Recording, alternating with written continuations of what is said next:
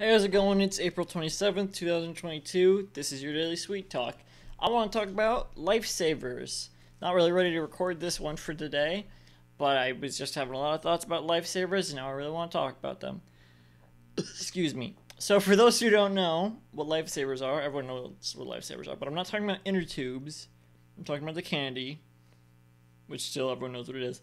But did you know, and I think I talked about this on a podcast I used to do sometimes in the car with my mom podcast, which is exactly what it sounds like. I think I talked about Lifesavers on that at one point. Doesn't matter. Anyway, the origin of that is, I think she told me this, or maybe I told her this. I don't remember.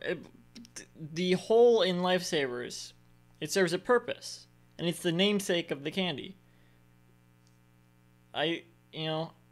I'm going to try my best to remember this, and I might just be making a little bit of stuff up here, but whatever, just look it up.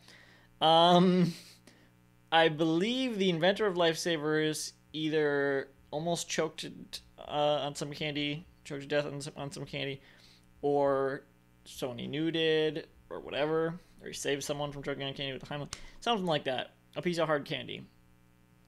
And or maybe that part was all, maybe I made all that part up. But whatever. The point is, the hole in the center of Lifesavers candy is to prevent people from choking on it, because the air can go through if it gets lodged in your throat. It has a purpose. That's why it's called Lifesavers. Dual meaning. One, because you have like inner tubes, which are sometimes called Lifesavers. I don't think that's named after the candy. I could be wrong. Probably not.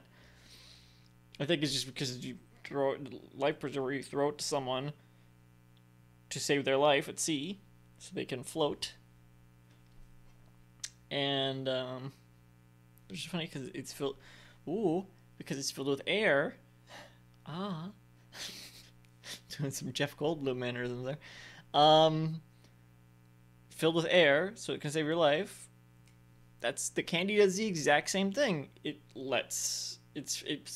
gets you filled with air so that your life is saved. Boom, bada bing, bada boom. That's a cool concept for a candy, and it's a deeper idea for a candy than a lot, where it's just like, oh, this would be neat to have these flavors meld together. It's literally just hard candies with like a functional purpose, like to be safer. But now Lifesavers is a big candy brand.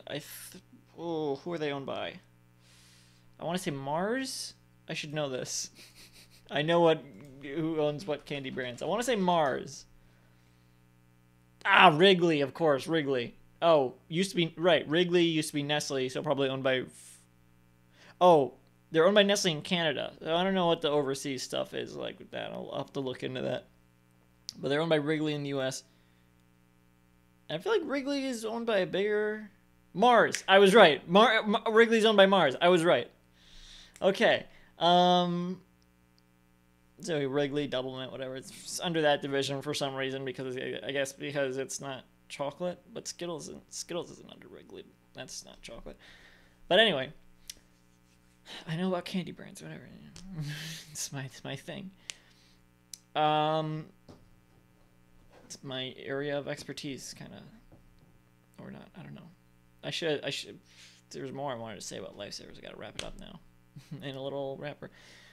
It's a big candy brand now. Lifesavers, they've had commercials. I think probably they have a lot of seasonal stuff. They have a market presence, which is something I want to talk about again later. Market presence, but they have to have, spin-off candies, different iterations. Lifesavers gummies being the most well-known. But that kind of goes against the very conceit of Lifesavers, which is that they have to have the hole in the center for air to come through.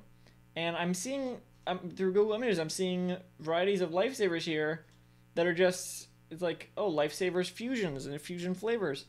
And they smoothed over the hole. Like, no, you can't do that. Now, they have Lifesavers holes, which is just the hole. That's fine, because they're tiny. But you can't smooth it out. Whatever.